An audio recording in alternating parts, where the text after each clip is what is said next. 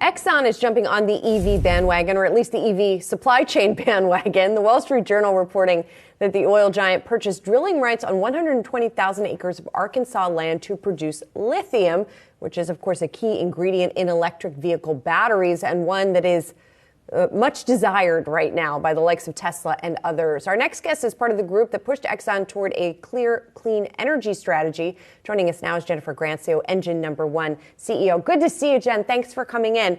So this is an interesting new frontier, if you will, for Exxon.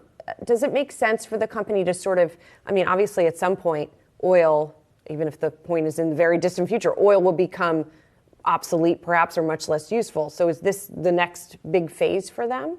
Well, the way that we think about it from an energy perspective is that we're in transition and transformation, and that takes a very long time. And so part of what Engine Number One asked Exxon to do is think carefully about capital allocation in the fossil space, but then how do they apply world-class engineering going forward? And so while the lithium investment is a small one relative to their total annual CapEx, it's certainly something that makes sense for their set of capabilities when it comes to the future from an energy perspective. How additive could that be to their business? We've heard Elon Musk out there pounding the pavement, begging for more lithium refinery companies, not other tech companies, to come about, given the importance of how lithium will play a role in the future of mobility for EVs from his perspective. But for a company like Exxon, what type of kind of net benefit could they see in their financials? So again, I think it's a relatively small investment for them today, but if you think about what their business could look like in 5 or 7 or 10 years, we need a huge amount of natural material to move towards this greener and more energy, sort of more electric future.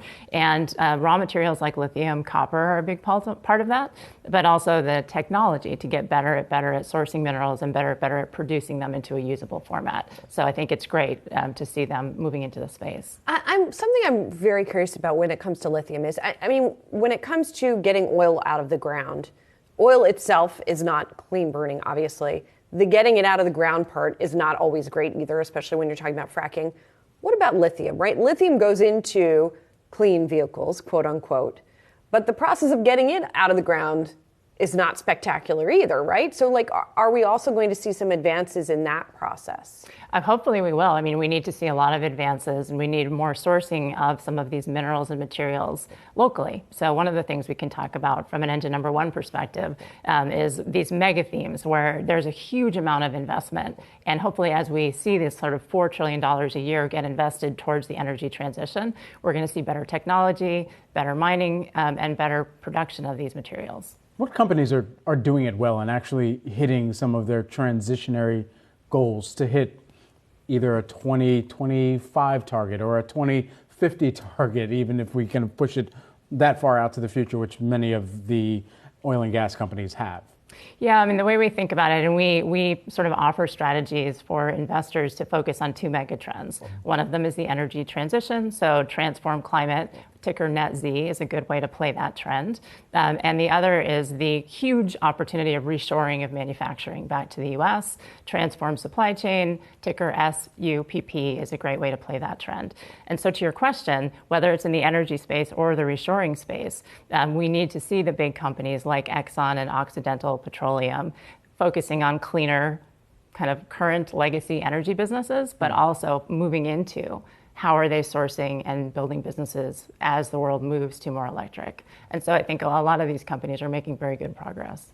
Let's dig more into reshoring a little bit, because that's been a hot topic recently as well. The U.S. government, the Commerce Department has really been pushing for that. We've seen the likes of Intel and more recently Applied Materials announce some facilities in the U.S.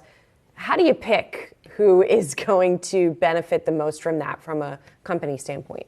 Yeah, that's the challenge, right? And so from an Engine Number One perspective, we actually think that these are very complicated, interconnected systems. So the way we manage a strategy like SUPP, the supply chain strategy, is we look at interconnected systems, and we're an active manager, so that we're trying to do that work every day to decide in that portfolio. And as you're playing that trend, it's a mix of companies that are manufacturing the finished product, like Deere. Deere's making tractors.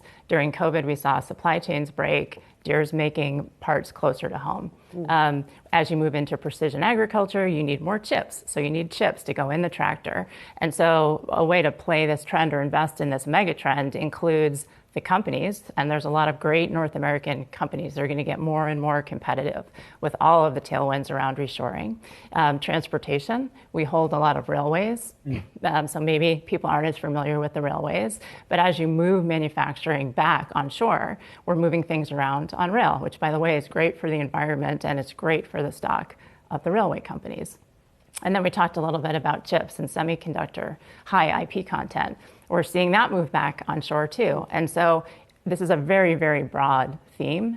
And there are lots of different industries and sectors that are going to benefit as we reshore manufacturing.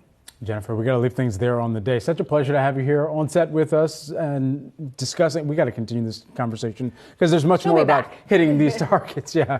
Jennifer Grancio, who is the Engine #1 CEO. Thanks so much.